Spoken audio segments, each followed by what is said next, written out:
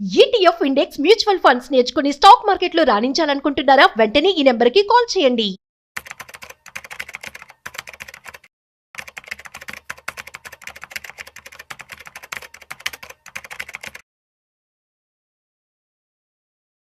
Multi bagger stocks ఇందులో కనుక పెట్టుబడి పెట్టినట్లయితే మీకు 2 టైమ్స్ కాదు మినిమం 5 to 10 టైమ్స్ కూడా రిటర్న్స్ కూడా వచ్చే ఛాన్స్ అయితే ఉంటుందని చెప్పి మనం వింటూ ఉంటాం, తెలుసు కూడా.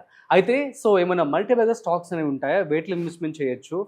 వీటికి సంబంధించి పూర్తి సమాచారం ఇవాళ మనతో చెప్పడానికి మనతో ఉన్నారు సర్టిఫైడ్ ఫైనాన్షియల్ ప్లానర్ గిరిబాబు గారు. వారి మాటల్లోనే మరింత సమాచారం అడిగి తెలుసుకుందాం. హాయ్, హలో, నమస్తే, వెల్కమ్ టు సుమన్ టీవీ. నేను మీ Rajeev Pasupuleti. Let's start. Hi sir, నమస్తే. నమస్తే అండి సార్, మల్టీ బ్యాగర్ స్టాక్స్, నాకు తెలిసి ఈ క్వశ్చన్ అడిగానే మీకు కోపం వచ్చింది కదా? అవును. చెప్పండి, అసలు మల్టీ బ్యాగర్ స్టాక్స్ ని మనం ఎలా చూస్ చేసుకోవాలి, ఇన్వెస్ట్మెంట్ చేయొచ్చా గుడ్డిగా అని చెప్పంటే ఏమంటారు మీరు? చెప్పండి. Definitely not, a big no. అసలు మల్టీ బ్యాగర్ స్టాక్స్ అనేవి ఉంటాయి, వాటి కోసం మనం చేజ్ చేయకూడదు. Keep invested, stay invested, that's all. Invest చేసి ఉంటే డెఫినెట్లీ అది ఓవర్ పీరియడ్ ఆఫ్ టైం అవుతాయి. కానీ మనం ఫ్యూచర్ మల్టీ బ్యాగర్స్ని ఎలా పట్టుకోవాలి తెలియదు కదా. ఏ స్టాక్స్ మళ్ళీ మరో రిలయన్స్ ఇండస్ట్రీస్ అవుతుంది, మరో హెచ్డిఎఫ్సి అవుతుంది, మరో ఇన్ఫోసిస్, మరో టీసీసీ ఏదవుతుంది ఎవరు తెలియదు. ఆ తెలియదు కాబట్టే మ్యూచువల్ ఫండ్స్ ఉన్నాయి మనకు కదా. నాకు చాలా మంది మీలాగే మొన్న క్లయింట్ దగ్గరికి వచ్చాడు, వచ్చేసి ఒక 2-3 స్టాక్స్ తీసుకొచ్చాడు. జేఎస్డబ్ల్యూ స్టీల్ న్యూస్లో వచ్చింది, 1,00,000 పెట్టు, ఎంతో సంథింగ్ 1,00,000 అనుకుంటా, 1,10,000 సంథింగ్ పెట్టితే 35 సంవత్సరాలలో 85 కోట్లు అయింది అని చెప్పాడు. అవును. అక్కడ 35 సంవత్సరాలు అనే పీరియడ్ని మర్చిపోయాడు అతను.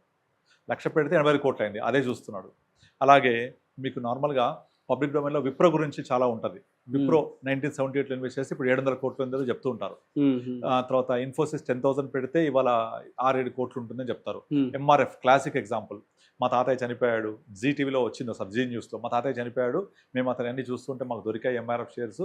అది కూడా చాలా వచ్చాయి. అది కూడా వాల్యూ ఎంత ఉందని కనుక్కుంటే అది క్రోర్స్లో ఉంది అది. అయితే తాతయ్య కొన్నాడు అంటే తాతయ్య ఎప్పుడో ఎంగున్నప్పుడు కొనుంటాడు అంటే 30 ఏళ్ళు అలా ఉంటుంది. ఇక్కడ జనాలందరూ ఇగ్నోర్ చేస్తున్నారు ఏంటంటే టైం. 30 years 35 years ఉంటే కానీ జరగలేదు అది. ఇప్పుడు మీరు మనం ఏదైతే పెద్ద పెద్ద కంపెనీస్ అని చెప్పుకుంటున్నామో అందులో నా కళ్ళతో చూసిన చెప్తాను నేను. ఇప్పుడు మీకు హీరో హోండా పబ్లిక్ ఇష్యూ వచ్చినప్పుడు 500 రూపీస్ ఒక లాట్ చొప్పున అమ్మారు. 500 రూపీస్. ఇప్పుడు మినిమం 14,000 పైన, 15,000 మినిమం లాట్ బిగినింగ్ లో 1990s అవన్నీ కూడా.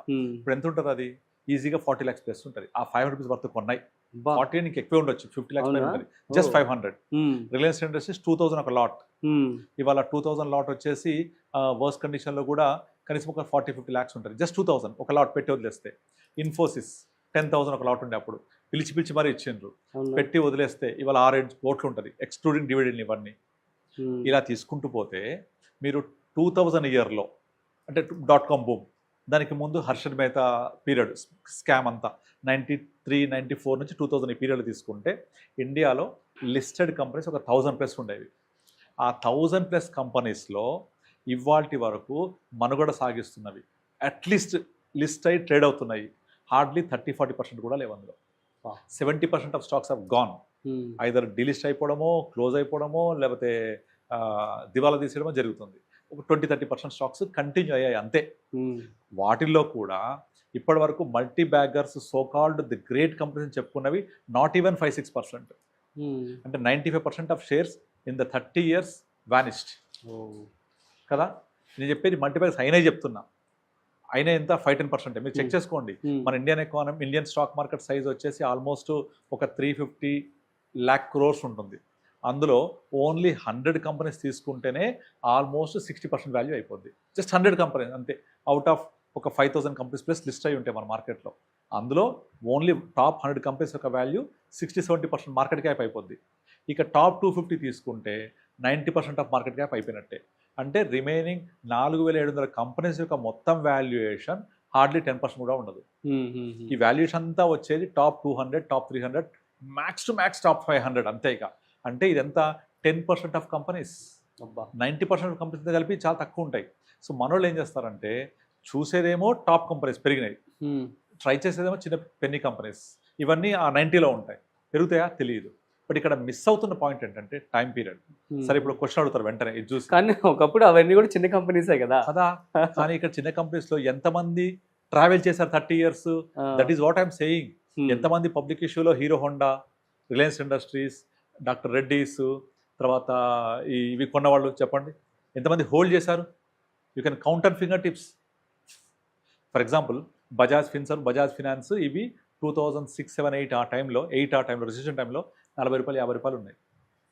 ఇవాళ బజాజ్ ఫినాన్స్ స్ప్లిట్ అయిన తర్వాతనే 2000, 3000 ఉంది, 2000 ఉంటుంది. బజాజ్ ఫిన్సర్వ్ 1000 రూపాయలు ఉంటుంది స్ప్లిట్ అయిన తర్వాత. స్ప్లిట్ అవ్వకముందు బజాజ్ ఫిన్సర్వ్ ఏమో 6000, 7000, బజాజ్ ఫైనాన్స్ ఏమో 15000. అప్పుడు ఎంత ఉండే 8లో 50 రూపాయలు, 20 రూపాయలు, 30 రూపాయలు. ఎంతమంది 50 రూపాయలు, 100 రూపాయలు కొని 15000 దాకా ఉన్నారు? You can not even count the finger tips. 50 రూపాయలు కొనింది 500 అయింది అనుకోండి, ఉంటారా? ఎగ్జిట్ అయిపోతారు. ఇక్కడ మర్చిపోతుంది టైం. అయితే మనోళ్ళు ఏం చేస్తారంటే కొంటారు, అది పెరగలేదు అనుకోండి, సంవత్సరాల తరబడి ఉంటారు. పెరిగింది అనుకోండి, ఒక 3 times 4 times అయిందా తీసేస్తారు, ప్రాఫిట్ వచ్చింది కదా. అంటే 50 రూపాయలది 500 అయిందంటే ఉంచుతారు ఎవరైనా? 10 times ఎవ్వరు ఉంచరు.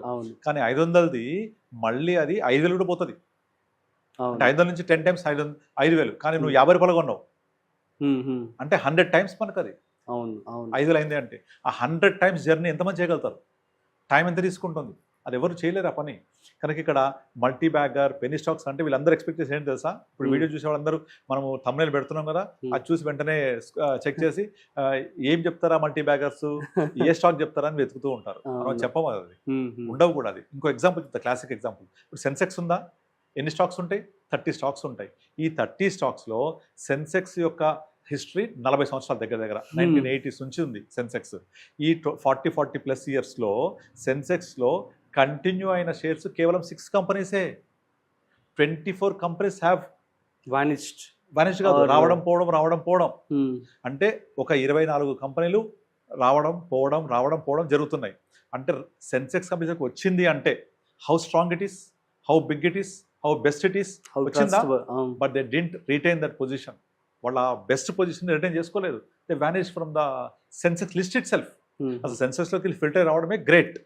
అది ఎంతో గొప్ప కంపెనీ అయితే రాదు. అంత గొప్ప కంపెనీస్ కూడా 24. అంటే అవుట్ ఆఫ్ సెన్సెక్స్లో 30 కంపెనీస్ ఉంటే 20% కంపెనీసే మనుగడ సాగిస్తున్నాయి.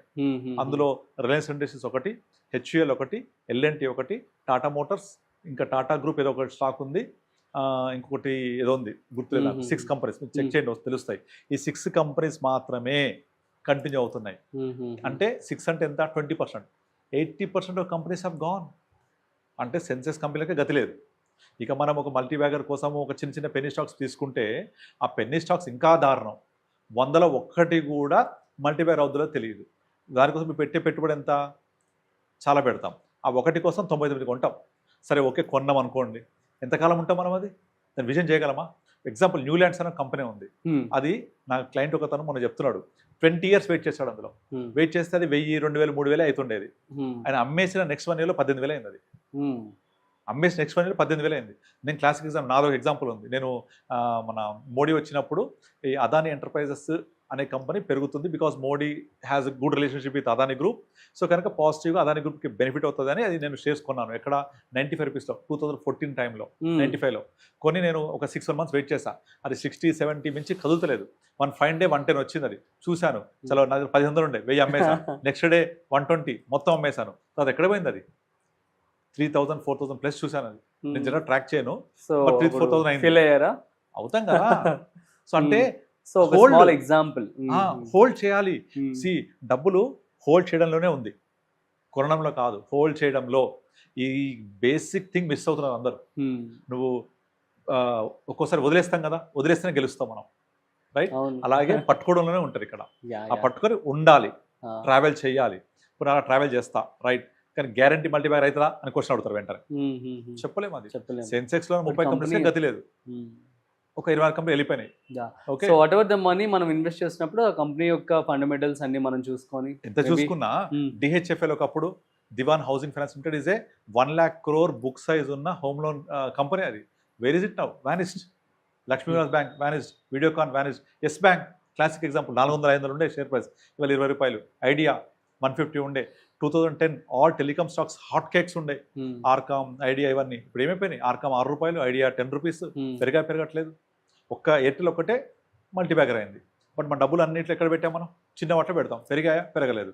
సో అలా చిన్న వాటిల్లో పెట్టి చేతులు కాల్చుకొని పెరగక ఇబ్బంది పడి పోనీ అది పెరిగితే ఉండక ఇబ్బంది పడే బదులు ఇంకొక ఎగ్జాంపుల్ చెప్తాను. సేమ్ 2000 ఇయర్లో ఇండియాలో దగ్గర ఒక 30 to 40 మ్యూచువల్ ఫండ్స్ ఉన్నాయి. టోటల్ ఒక 10 కంపెనీస్ ఉన్నాయి. అందులో మొత్తం కలిపి ఒక 40-50 మ్యూచువల్ ఫండ్స్ ఉన్నాయి. ఈ మ్యూచువల్ ఫండ్స్లో మీరు ఎందులో డబ్బులు పెట్టినా ఇవాళ ₹1,00,000 20 సంవత్సరాలలో వర్స్ట్ కండిషన్లో 80 లక్షల నుంచి ₹1,00,000 అయినాయి. 80 to 100 times worst funds perform చేశాయి ఇన్ ద సేమ్ లాస్ట్ 25-30 ఇయర్స్లో. స్టాక్స్ ఏమో 90% ఆఫ్ కంపెనీస్ గాన్. మ్యూచువల్ ఫండ్లో the least performed fund out of the available 50 funds since last 30 years last perform fund కూడా 80 lakhs పైన ఇచ్చింది. బెస్ట్ ఫండ్ ఈస్ 4 crores ఇచ్చింది. Like Reliance growth fund 4 crores లక్ష పెట్టి వదిలేస్తే 95 or 93 అది started. అప్పని చెప్పేదాకా పెట్టి ₹1,00,000 పెట్టి వదిలేస్తే 4 కోట్లు. Average of all the funds which was stayed since then, average of all the funds more than 1.5 crore. And worst fund is also 80 lakhs. అంటే లక్ష పెట్టి వదిలేస్తే 80 లక్షలు. బట్ స్టాక్స్లో ఇన్ని స్టాక్స్లో 10% కూడా మనుగడ సాగించలేదు. రైట్, సెన్సెక్స్లో కూడా మనుగడ సాగించలేదు. బట్ ఫండ్స్లో లీస్ట్ ఫండ్ చెప్తున్నాను నేను. అంటే మనం తెలియక ఏదో పెట్టే ఫండ్ పర్ఫామ్ చేయలేదు అనుకుంటే కూడా 80 లక్షలు వచ్చాయి. So where is the probability of growth is there in mutual funds క్లియర్గా. ఇప్పటి నుంచి కూడా అంతే.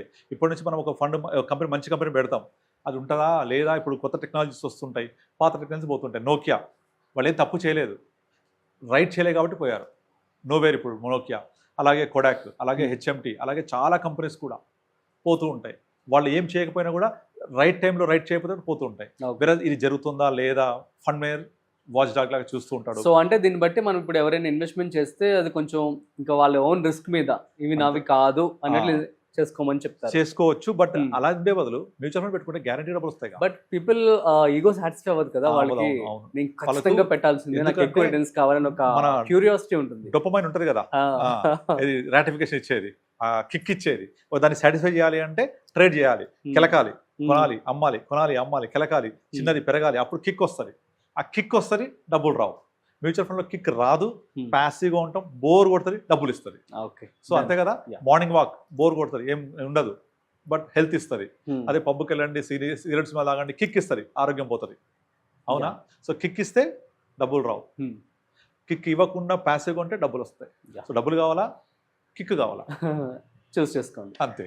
Super sir, thank you so much. So guys, మీ అందరికీ అర్థమైంది కదా మరి. సో మల్టీబ్యాగర్ స్టాక్స్ అయితే ఉంటాయి, కానీ ఎందులో ఇన్వెస్ట్మెంట్ చేయాలి ఏంటి అనేది చెప్పడం అనేది చాలా కష్టం. At the same time risk కూడా ఎక్కువ ఉంటుంది. కాబట్టి please invest at your own risk. కాకపోతే మ్యూచువల్ ఫండ్స్ అనేది చక్కగా ఉంది కాబట్టి, చక్కగా ప్యాసివ్ ఇన్కమ్, ఎటువంటి రిస్క్ కూడా ఉండదు కాబట్టి మీకు మంచి రిటర్న్స్ అయితే రావడం జరుగుతుంది. సో అదే చెప్పారు గిరిబాబు గారు. మీకు కనుక ఇంకా ఏమైనా డౌట్స్ కనుక్కున్నట్లయితే ప్లీజ్ కామెంట్ చేయండి, మేము రిప్లై ఇస్తాము. That's it. సో మరొక ఇంట్రెస్టింగ్ కాంటెంట్తో మళ్ళీ కలుద్దాం. అంతవరకు చూస్తూనే ఉండండి Suman TV. This is Rajeev signing off. Video నచ్చినట్లయితే like, share and subscribe. Thanks for watching.